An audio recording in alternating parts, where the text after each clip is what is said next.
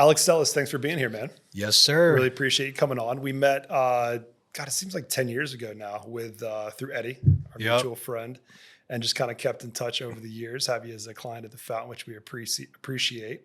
Been to a lot of run clubs for Celis, been into Celis, eating all the delicious juice and bowls and wraps and foods you got going on there. So very cool to have you on and chat a little bit. Of course. Thank you for having me. It's quite the setup.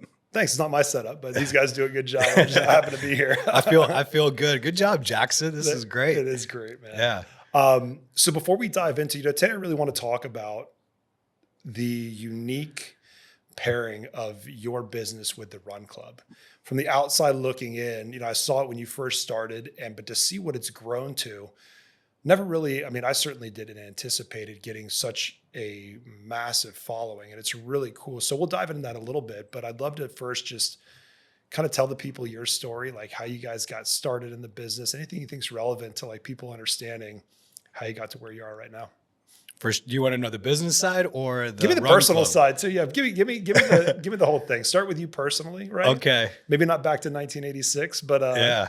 But tell me about maybe important points in your life, and then we'll get into where Celis started, and then Celis was around before the Run Club. Then the Run Club came up, and we'll go from there. For sure. So in 1986, so in 2000, I graduated high school. I worked some odd jobs, and then I got into the mortgage business. 2008 collapsed. Then I got into insurance, and I realized, this is not something I want to do forever. Yeah. And even though it was a well-paying job and I learned a lot, there wasn't a creative outlet in that business. And I am a creative being, and I wanted to do something that was more in line with creativity. And Celis was born. I have a produce background because of my dad. He's a wholesale produce distributor here in West Palm Beach. He started his business in 84. Wow. Yeah. As an immigrant, didn't know the language, just hustled tomatoes. Where are you guys from? Colombia. Cool. Mm-hmm. Awesome. Yep. Shout out Colombia. Yeah. And so growing up, like in high school, I'd go help my dad at his warehouse, like cleaning tomatoes and stacking potatoes. And it was at that time, I hated it, but you fast forward, you're in your mid-20s and you enjoyed going to local restaurants and you love the hospitality business. And there was just this incredible draw to start my own business in the food and beverage space. So I did with I started working with what I knew, and it was in the produce world. And one day I'm at my insurance job, and I'm signing into my Bank of America account, and they do this story about a company called the Fruit Guys, a company based in San Francisco. They're delivering handheld fruit to all the tech companies in the Bay Area. It's like, this is interesting. So I started doing research, and then I found out that there was co-ops and buying clubs, and there is these share programs that companies were distributing to homes and offices in West Palm Beach. There was a big company from Miami coming over here, and then one from the Tampa Bay area. I was like, wow, there's clearly a market here for home and office delivery service. I don't have to cook anything. I don't have to process anything. I could kind of piggyback off of my dad and like the produce that he's already ordering. And that's where Celis Produce was born. Cool. We got 2 6-foot tables. We set up at a summer green market, and we just started selling produce and connecting with people and growing the brand. Then we got into the West Palm Beach green market, and then we opened Celis Produce at the time in 2015. So tell us, where was that first Celis Produce, and what did the business look like then? Like, what were you guys actually selling? It looked so different. In 2015, we opened on right there on Dixie and Belvedere. It's our OG location. Yep. August will be 11 years. And we had a very small juice bar. We had 3 juices and 3 smoothies, 2 shots, and cold brew. That was our entire food and beverage menu. Menu looks a little different today. Menu looks very different. It's almost too big. Yeah. We got to start trimming some fat. There you go. But we have, then we had a whole produce section and market section. We were selling flowers, eggs that were never refrigerated that freaked people out. We were selling kimchi and cultured yogurt and a lot of products that you see now that are a lot more popular. I think I was just a little too early to the game. Mm-hmm. And people would just walk by our entire market and produce section and just order a juice. And the more we saw it and the more produce we threw away, we're like, we're going to have to pivot. So we started pivoting through the years. 2018, we started our food program. We just did like breakfast sandwiches, some avocado toast, and a salad, very simple. And I remember we launched our food program, and we were so excited that we sold 2 breakfast sandwiches that day. And I was like, man, this sous chef that we hired it's gonna cost us a lot more than we anticipated. Yeah. But slowly but surely, it started picking up, and now we completely did a full remodel in 2022, which is like the layout that you're seeing now at the Celis locations. Mm-hmm. And it just took us a while to figure out our identity and what the community wanted, and just listening to our customers and pivoting and just kind of getting to like that end mark. And now we have a proof of concept that we could hopefully just start implementing in different parts of the city. And the Run Club started in 2020, and I know it segued really quick. That's okay. Well, hold on. Before we go into Run Club, I have to ask, because I'll forget about it and I want to know. Did you guys ever do home delivery for produce? Oh, yeah. So tell me about that real quick. So we... when was that? How did it die off? You don't do that now, right? We don't do it anymore. We brought it back during COVID. Nice. But we started 2014, we started doing our home and office delivery service. We were delivering to a big tech company in PGA that had like 300 employees. And was that just like people would be like, hey, I want to order this bunch of produce, bring it to me instead of going to the store. So, I know it's fresh. Yeah. In their case, they would order like 20 pears, 20 peaches. It was a what we called the large share. And it was all handheld fruit that you just have to wash on site and then eat. And then we were delivering full produce, from carrots with tops, sweet potatoes, purple sweets. We were delivering all of that to houses. And during like the heyday, we were doing 100 to 150 deliveries a week. Wow. And it was a great business, but it was also very, very difficult. And the more we grew the delivery service, the more there was just a lot to learn in the logistic business. And I had no logistic background. And then the green markets was more of a retail business, which we enjoyed a lot more because there's that human connection. With the home and office delivery service, all the orders were placed online. We'd print a pack slip and just drop off a box. So we were like Amazon. There was really maybe there was some brand loyalty, but it was more like a convenience. And it excited me because there was a creative output for it, but it didn't really fill my desires. So it seemed like it's lacking the connection that you guys, and I think we're similar in that way. It's like we want connection with our customers, right? For sure. The people are the best part. It really is. But it sounds like too, the 2 different models, you're almost running two businesses simultaneously, even though they're both Celis, right? Like the delivery service is a much different model than the the green market and ultimately the retail location. Mm-hmm. And that's what we had. The retail location, and we were doing green markets on the weekends, which I love doing the green markets. It was a way to connect with people. You'd get those pops where it was like really busy. You got 40 people in the queue, and it's cool. There's just no better feeling than being able to be hospitable and have like a really good shift, so to speak, where everything's just flowing. You're connecting with people. It's honestly, it's almost addicting. And so Saturdays and Sundays were green market days. And then on the weekdays, we're just slowly building our clientele and figuring out how Celis is going to work. And once we realized like, all right, this produce thing is just not it. We're just going to have to keep expanding the juice menu and start expanding the food menu. Eventually we had to ask ourselves, why are we doing the green market? We're promoting a produce business, but we're a juice bar. So after, I think, 5 years of doing the green market, 6 years, because we started in 2014 and we stopped right before the pandemic, that's when we decided, like, all right, let's not do green markets anymore because we're marketing basically a product that we don't even sell in store. And it was just conflicting. Confuse people. We also got rid of this produce name and switched it to juice bar. And now it's conflicting because we're a lot more than just a juice bar. So it's just one of those, it's business, you know, and business is problems and you just got to solve them. So speaking of business problems, right? First couple of years, tell me about the struggle. Oof, that's a dark cave, Dark my hole. friend. Yeah. Let's go in there for a little bit. I mean, you're honestly just running off of pure adrenaline and dreams and passion.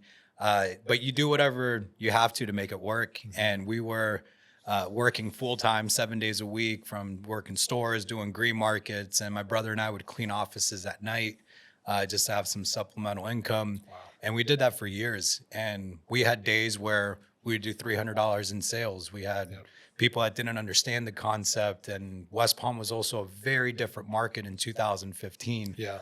And a lot of people see West Palm as what it is today. And they're like, wow, this is a beautiful city. And it always has been beautiful, but summers were brutal. Even as far as season, it was extremely seasonal. Yeah. And we have, we had a lot of hardships when we first opened, but we ran it lean. I wasn't married. I didn't have kids. We kept our costs as low as possible, and we made it work. But it was an uphill battle. It's not easy. I mean, no, you know, it's not. Yeah, the struggle. It's not, man. And it's, you know, if I could go back and change one thing, I wish that I had kind of gotten the business stuff, figured it out a little bit more before kids, because it certainly is a challenge. But it's nice that you had the opportunity to really get in there and grind it out and put in the work and make it happen, because kids or no kids, it's a struggle, man, in the beginning. No matter what. No matter what. Yeah. It's an uphill battle. So we talked about kind of the evolution of Celis. Very cool to see where it's at today. Every time I go in there, I'm blown away by smoothie, food, whatever I get. It's awesome. And the experience is great too, right? People are fantastic. The Run Club, man, that is just a fascinating thing to me. Like, I've been there, I've seen it firsthand, the 150 people that you have out every Wednesday. Was it Wednesday still? Yeah, Wednesdays. Yeah, every Wednesday. And like, how did that become a thing? Like, take us to the beginning and then walk us through today. Honestly, I have no idea. There was a time. So in 2019, I just started going on like these like hot summer walks, and I would walk for 3-4 miles, and then it slowly started turning into jogs. I never liked running. That's hilarious. Yeah. You didn't like running. And yeah, now I now I run a huge run club. That's and now hilarious. I love it. Yeah. And for me, it was just trying to figure out like my community. Like I wanted to create something that had good synergy with the business, that would also bring like-minded people together in my community. And there was a couple run clubs already in the West Palm area, but I just wanted to do something that was more in line with what I wanted to provide for the community. So I started in 2020. It was maybe 2 months before the full lockdown, our lockdown in West Palm, which was very minimal. But thank goodness, yeah. And it's funny because I posted that we were doing a run club, and we had probably 400 or 500 likes on Instagram, 50 comments. I'm like, man, this is gonna be big. 8 people showed up. Nice. And I'm grateful for those 8. It was amazing. I was like, all right, we got something here. I'm gonna show up for the 8 people that showed up for me. And things really never changed. It was always like 8, 10, 12, back to 8. Sometimes it was 2. Then for a time it was just me, Camilo, and our friend Tom from Boston. Nice. And we would just hit a run and then go to Tropical afterwards. And it's just one of those things where I didn't see the light at the end of the tunnel, and I wasn't sure the direction that Run Club was going to go. And it was also demanding on my time. It was every Wednesday. I had this commitment. I guess it's not very demanding. An hour a week is not demanding. But it's distracting, right? Like, again, for people that maybe don't own their own business, like every hour is very precious, especially in the beginning when you're trying to figure out, you got 1,000 moving pieces. Like, that hour can be put to very good use. And not saying the Run Club wasn't, but it's like, if it seems like it's not, really providing anything back, you assess, do I put this hour somewhere else? So Correct. That being said, like, when it was just, 3 you guys out there, like, what kept you going? So I realized I was doing a really bad job at managing Run Club, and I wasn't treating it with the respect that it deserved. And the reason why is I was just so distracted with the business, and I was just like throwing this run club together every single Wednesday. I didn't have an Instagram page. I didn't have a schedule. It was just everyone knew Wednesday at 6 we met. Not everyone, just the people that showed up. But the moment I treated it with the respect it deserved, and I opened an Instagram account, I had a website, and I treated it like a business in essence, because I was very diligent about having a schedule before the first day of the month. These are the days that we're meeting. This is where we're meeting. It slowly started to pick up more traction. And the numbers just grew. It went from 10, 15, 20, 40. Now we have close to 300 people that show up every single Wednesday. Wow. I didn't realize it had grown even that much. It's grown a lot That's more. insane. And now we have like national sponsors. It's got its own identity now. I mean, to go from 3, obviously it started with 1, started with you, right? But to go from such a small number to 300, like there's something there, right? More than just, hey, I want to go out for a run. Like, what do you think people are searching for when they're joining things like a run club or communities like that? This is something I do think about, because it's a big question. Like, what are all these people doing out here? Yeah. You know, there's 300 of What are us. you guys Like, doing do here? you guys really love running that much? And I think people are just searching for something. And we're social beings, and we crave attention, whether if you're an introvert or an extrovert, like we want to connect with somebody. And I've seen a lot of young professionals moving into West Palm that may not have any social connections here. They have coworkers that they see during the day, but they go home and it's just the same routine every single night. So they push themselves to go out to meet people. They get to move their body. And then from there, they find their community that's in that run club, and they hold each other accountable to show up on Wednesdays. And there's hundreds of these little stories that happen within our little ecosystem of run club. Do you have a story from one of your run club members that sticks out? Yeah, I'm not going to say his name. Sure. But there's one that's really, really incredible. He'd messaged me randomly about a run club that we were doing in Delray, and he wanted to connect. He said that he didn't specify what he was going through in that day, but he was just looking for something to do and move his body. He met with us in Delray. We instantly connected, and I found out that he was going through a lot of like personal issues with his ex-wife and custody and kids. And it was very, it was hard, and you could tell that he was hurting, and he found this community, and we naturally embraced him, and we didn't even have to talk about it. He would just show up, he'd do the work, and the relationship just slowly started to build. And he signed up for his first half marathon. He's done another half marathon. He's done high rocks competitions now. And he wasn't really even into like fitness before he started Run Club. Cool. So you see this person that comes in kind of with his head down, trying to get his spark back. And now he looks incredible. He's got this incredible energy. And it's just something that like I'm really proud of too, because I had this club that, I don't know, sparked that in him. And I feel, I don't like to feel it, but I did play a part in it. Of course and, it did. And that's an you incredible provided a feeling. space for someone like him to really change his life. Has he ever, and if he's watching this right now, I hope that it hasn't, I hope he decides to do so. Has he ever shared with you the impact that's had on his life? He has. It's awesome, He's man. he's one of those that's really good with communicating his gratitude. Good. And he'll just randomly send me a message of how big of an impact I was in his life. And that's priceless, man. It really is. It is. Why do you think, like, in this time we're in, that people are seeking out communities like this so much? Specifically like wellness, health related.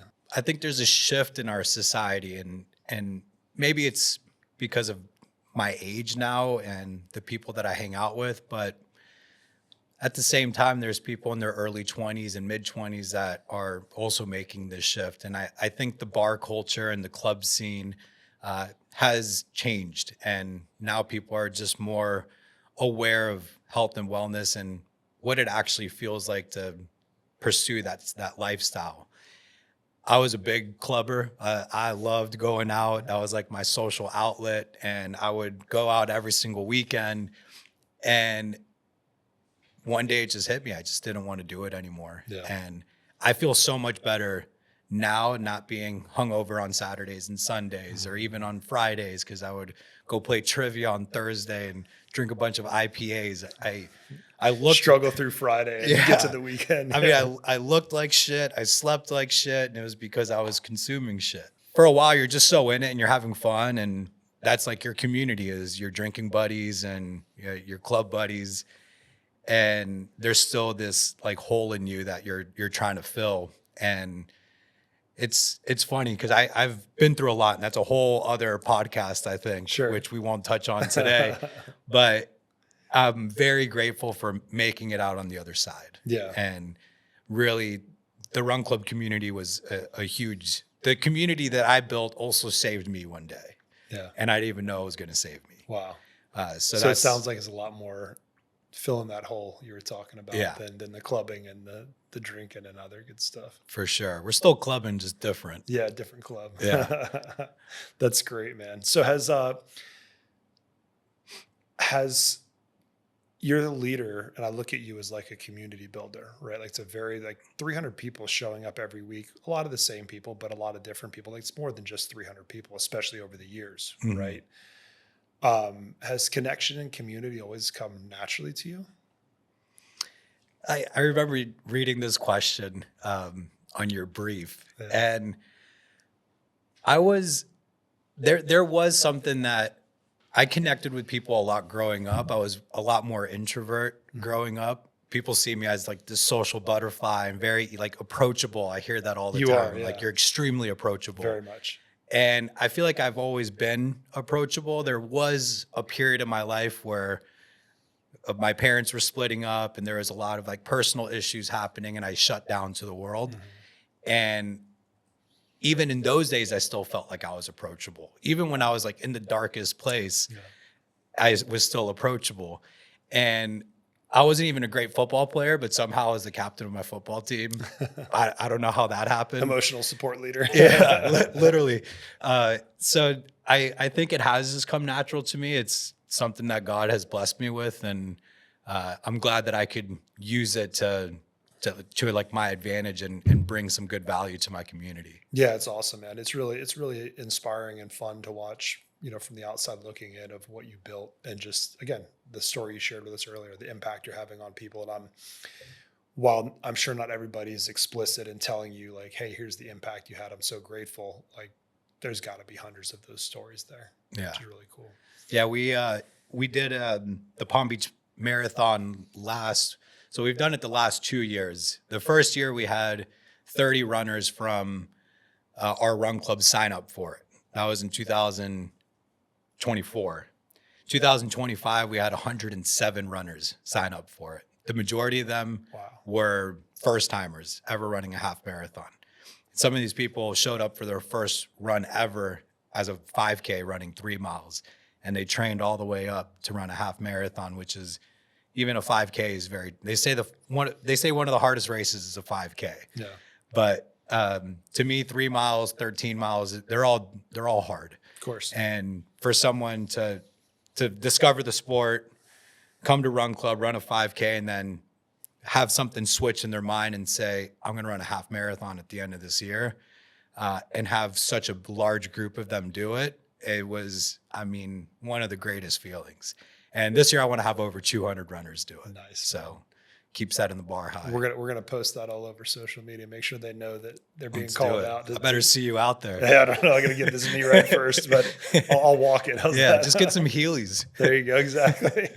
Can I rollerblade it? Set a new track record. Yeah, exactly.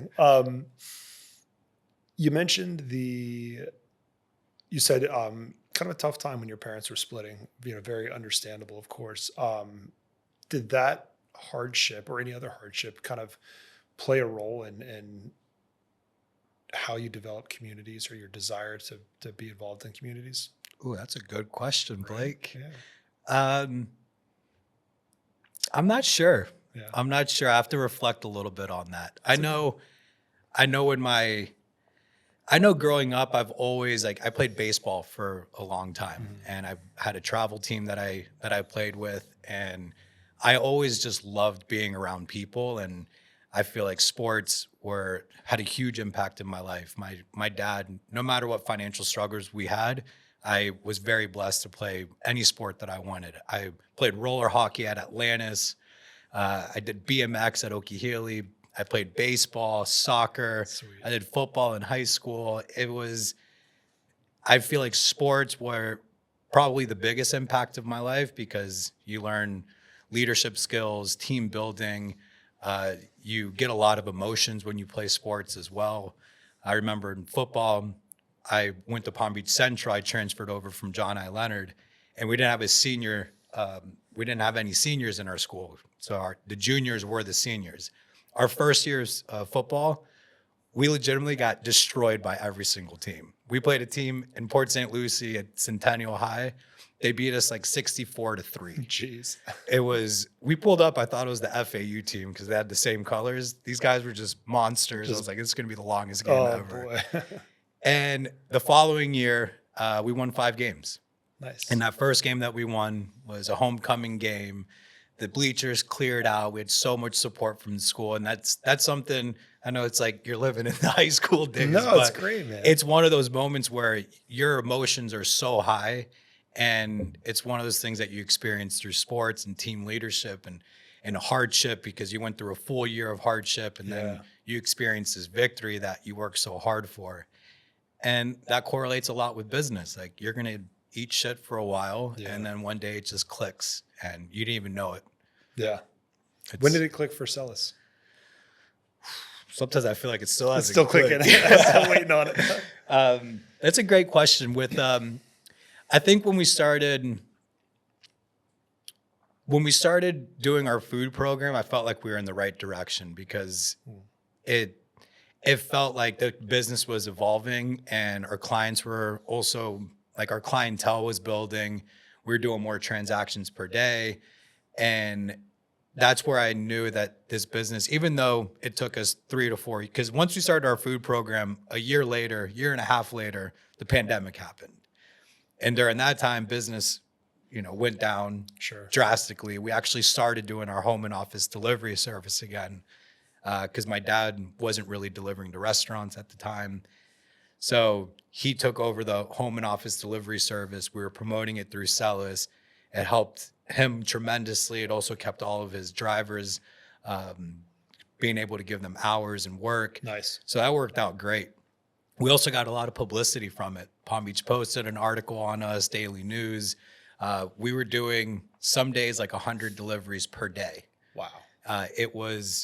We wanted to come in as the heroes. You don't have to worry about going to Whole Foods or Publix. We'll deliver all your fresh produce directly to your doorstep. And it was completely contactless and it was a huge hit. I love that because COVID was difficult for a lot of people and especially, small business owners. But to see how something that was so difficult and challenging, like what I'm hearing is all of that publicity you guys got from doing the home deliveries is actually could have been a little bit of a catalyst moving forward and a lot of brand recognition. And do you think that's accurate?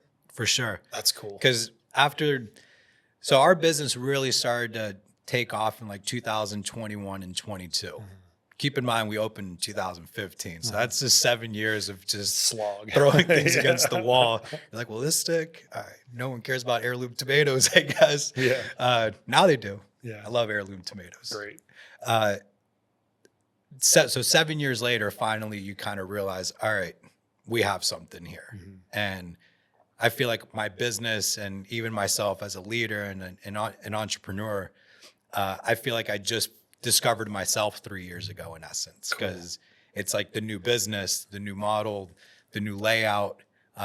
And even now I'm stepping into a whole new role in my business. I have 60 employees that I'm leading, and there's a chain of command, and there's director of operations and managing partners and delegating. And I barely graduated high school. I'm just figuring this out as I go. But it's all about it's all about like paying attention to your team, listening to Yeah. their needs and wants, and just being there for them and showing up. Love that, man. And it's, from the outside looking in, it seems like you got a real good handle on things, and I know it may not always feel like that, but everybody that meets you, experiences your business, experiences Run Club, like has nothing but great things to say. So congratulations on what you built so far, man. Thank you, man. It's great to hear. Yeah. So both of us being in the health industry, right? What do you think? Let's pivot a little bit, get more on the health front. What do you think most people get wrong about being healthy? I mean, health is, there's a lot of, I mean, health could be defined in so many different ways. There's physical health, there's mental health, there's, how healthy is your relationship with your parents, with your partner, with your siblings, your family.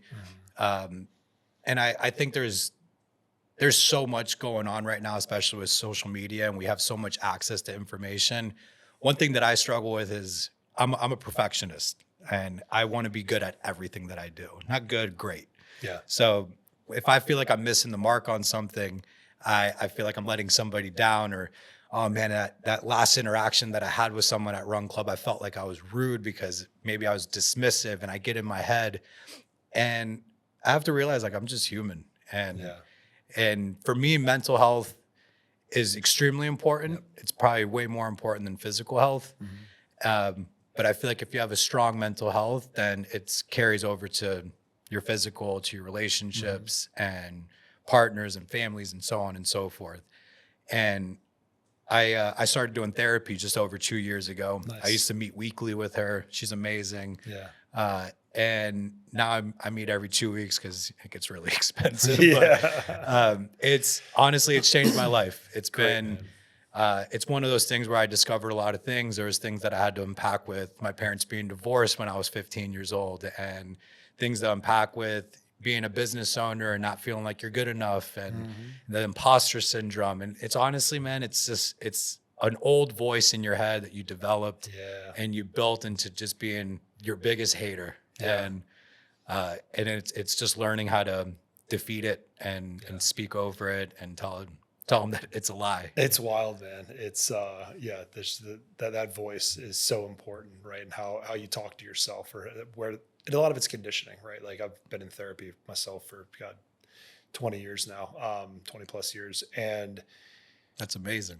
Yeah, it's good, man. And it's like, it's not always been consistent, but it's become a regular part of my life. I should have been in therapy 20 years ago. I think I would have fast tracked my life a little bit. Yeah. Yeah. It's just, but it's like you ultimately, you said it perfectly. Like, we're all human, right? We're not perfect. We're going to make mistakes. Like, there are things that we're going to learn along the way. And I think, I can't ever remember where I heard this, but there's times in business, right, that we want to just give up and quit, or we feel like we're not doing well because we're failing, right? And somebody said to me, they're like, look at a baby when they're learning how to walk. They just quit because they don't get it the first few times. Like, the failure is part of life, man. It's like, it's exactly how we get to where we want to be. It's like, you just got to fail forward a little bit. Yeah. And so it sounds like you've failed enough to start seeing some success. Oh, right? yeah. That's cool, man. A lot of failures. You talked about mental and physical health, right? And both important. I would agree. Like, mental health, got to have that, right? Without that, we don't have anything. But also physical health, we don't have that. Don't have a lot either. What's the relationship between the two? How do you see both of those working together in your life? So for me, I've been in the gym since I was in 9th grade, and there was a weight room at John I, and it just inspired me seeing everyone lifting weights. And they also had this competition. I know I'm sidetracking here, but they had this competition. It was the John I. Leonard Bench Club, and there was a 205 club, a 250, and then a 315 club. Yeah. And I was a freshman in high school. I could barely lift any weights. I was athletic because I played baseball, but I remember seeing these guys lift, and I was like, I'm going to be a part of the 205 club. Yeah. And then I started trading and lifting, and I got hooked with it. So I've been lifting weights since I was since I was 14 years old. I don't know how old you are when you're a freshman, but maybe 14, somewhere 15. around there, yeah. Yeah. And in all those years, I've been in and out of the gym. And there's times where I'm in really good shape. I'm 200 pounds, 205. Then there's times I was 255. And the Celis gene, we got some thick genes in our family. Yeah. So, I mean, I could look at ice cream and gain weight. That's great. And I love to eat. And I also love to binge eat. And, you know, those are just other challenges. But, and I remember the times where I was at my worst shape, I was also mentally at my worst state. And right now, I feel like I'm very mentally strong, and my physical is also strong too. There's still little peaks and valleys with my physical, but my diet's also gotten a lot better. And I also feel like I need to set goals to get in better shape. So I signed up for the Medellin Marathon in September 6th. It's in Colombia. Nice. So I'm doing a full marathon. I start training next week. But now I have this goal that I'm going to achieve. So now I'm going to train for it. And it helps me mentally and physically. Yeah. But it's, I just feel when I'm mentally at my best, I'm physically also at my best. And that's been in the last 2 years, because I was legit 250 pounds. Wow. I've lost 40 pounds. You look great, 45 man. pounds. Yeah. Thank You you. look fantastic. I saw a video of me the other day eating a smokehouse salmon. I was like, Oh ooh, boy. what up, Alex? There it is. I'm always enjoying it a little too Yeah, much. it's great. But yeah, it's amazing. It's kind of a chicken and the egg question for me, of like, does physical precede mental health, or is it mental health first then physical? I think it can go both ways, because I've heard stories from different people of like, yeah, I had to get my head in the right place before I could really start taking care of my body. Then I've also heard people are like, hey, I had to take care of my body, and whether that's, you know, diet, nutrition, diet, sleep, exercise, getting supplements, hormones, whatever it is, in check. And then that puts them in a better place physically or psychologically. Oh, as for well. sure. So it's always intriguing to me to kind of see everybody's different perspective on it. What do you think? You think it's one before the other? I think it could be either or, because I also there's another story. So Let's hear there it. was a little dark period a few years back, and this was like early 2024. So a couple years back. And I was in a bad spot. I had no direction. And 2024, people think I have it figured out. I have my business, I have a run club, I have a community, and I was just fighting demons. Yeah. And I was gaining weight, I was drinking, and I was just in a bad place. And I was just praying, like legit, I'm on my bed just praying that I could beat this. And mentally I wasn't there, but physically somehow I just started picking myself up, waking up early, running, and just getting out there, seeing a sunrise, going out for a nice walk, and just looking at trees blowing the breeze. Yeah. But physical came before mental, because I was just moving my body and then hoping that something would click one day. And then I signed up for the New York City Marathon. I wasn't even anywhere near mentally or physically prepared to do it. I've only done a half marathon before that. And I had this goal, and legit, my life just has changed from that moment. Wow. So it did And click. It did click. Awesome. And the community, let me fast forward. Or no, fast forward is, let me rewind. Okay. At that time, there was a group of guys that I just met at Run Club, and these guys were like D1 athletes. You look at them and you're like, okay, this is like the epitome of health and wellness. And I remember them telling me like, oh, you signed up for the marathon. Like, we'll start doing long runs with you. You let me know when you're doing your 15 mile, your 17 mile, your 20 mile route. And I was doing marathon training by myself. And That's it's tough, but I wanted it that way. Yeah. I really wanted to break this habit that I had for so long. And it was treacherous. You know, it was an 18-week training program. And the first few weeks is kind of stacking miles. I was at that time, I was like so out of shape. I wasn't even running 5 miles or 3 miles. In fact, my run club was a 5K. I created a 2-mile route because I didn't want to run 3 miles. That's how Nice. mentally like checked out I Wow, was. that's awesome. And then it just clicked. I'm like, dude, what are you doing? Like Yeah. you're turning run club into something that it's not, and something that you're not standing for. And I got rid of the 2-mile route, which is insane. You can run 3 miles or run 2 because I don't want to run 3. Yeah. And then it started bringing in new people, and then I met these guys. And when you're training for a marathon, and if you ever trained for a marathon, you know it's a lot of miles. It's 5-6 days a week that you're training. Most of it is alone, and you just start thinking and talking to yourself. But the more miles you stack, the better you feel. And then even if like you're hurt or you're sore, you still show up. And it's like this consistency of constantly showing up for yourself. There's pride in that. There's a lot of pride in that. And right now, that is my entire goal with Celis Run Club. Is you could show up for Run Club, but the biggest thing is just showing up for yourself, because it will eventually just change your life. Because consistency doesn't look pretty. You don't go to the gym once and look great. But if you go to the gym for 6 months and you diet, you're going to look incredible. Yeah. And it's the same exact thing with just showing up for yourself every single day. Do something that's going to make you feel better. And next thing you know it, you're already setting yourself for winning, and you don't even know it. It's awesome. And that's kind of what I did with marathon training, and with the guys that I met that did these long runs with me. I mean, completely selfless acts. Like, they don't need to go run 17 miles, but they were there, and it made me feel like I had to be accountable. That's cool. And they helped me. And then they flew to New York and they watched me do the marathon. Wow. Yeah. That's awesome. That was like 7 months after I met them. That's very cool. Yep. That's some community right there. That's some community. That's right awesome. there. So,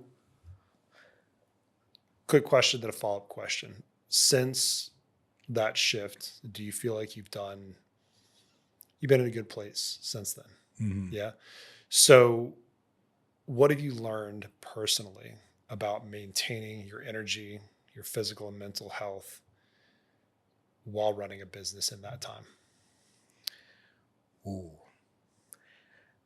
So around that time, I was deep in therapy, deep in training. We were opening another location in Delray.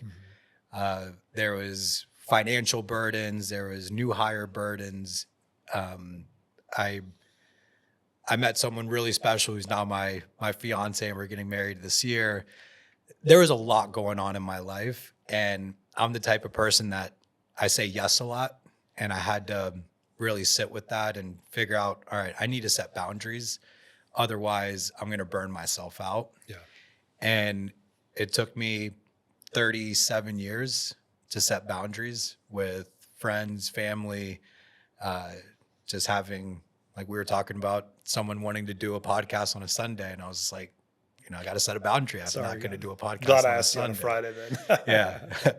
Yeah. And I feel like setting something as simple as setting a boundary is so good for your mental health. And it just helps you come into your day with clarity because you're doing the things that you want to do. What boundaries have you set for your health, your physical health? So alcohol, drugs. Good. That's a big one. That's a good one. That's a good one. That's honestly, drugs and alcohol will ruin your life. They will. And thank God. I mean, I like to call it Palm Beach sober. I know they say California sober, but I'll have a martini from time to time. But the drugs, 2 years have been clean, which is great. Man. That's great. Yeah, man. Love that. The shit had me in a vice grip. Yeah, it'll get you quick. It Yeah. really does. And it's funny. It's like once you get down the path, it's very, very difficult to come back out of. So let's wrap up with a little bit more focused on the community, back to the community conversation, just society and people in general. What do you think most people are hungry for right now? I feel most people are just hungry for friendships and connection. And from there, if you're going to run club to meet people, you know that you're going to meet physically active people. And then these physically active people are doing other things throughout the week that are physically active that everyone's going to connect with and move more and train more. I think people are just looking for an overall healthier lifestyle and relationships that are more intentional. And a lot of people that are moving into a new city, it's almost like a new chapter. And it's like, all right, I'm going to peel this old skin. I'm going to move to West Palm and I'm going to join a run club. Yeah. I'm going to go to, I mean, you've owned a Hard Exercise Works. I mean, talk about community and CrossFit. And those were like huge communal hubs. Yeah. And there's people that meet there, they start dating, they get engaged and they have kids because it was that like-minded spark. Yep. And you go to a nightclub and it's like, all right, I mean, you like to drink and you like to dance. And I don't know how not the best place to meet a spouse. There's not a lot of depth there, you know? So I think people are just looking for some just solid connection with people that's it's like real and authentic. And people are just realizing that they could do it not in a nightclub. I love that. What do you wish people knew earlier about health, connection, community? It'll change your life. Yeah. It's very, very, it's extremely healthy for the soul. Yeah, it is. And the spirit. Love that. Well, thanks for being here today, man. It was really a pleasure to have you. Thank you. Fantastic. No, I Love to appreciate have you it. back on again in the not too distant future. All right, let's do it. Thanks, Alex.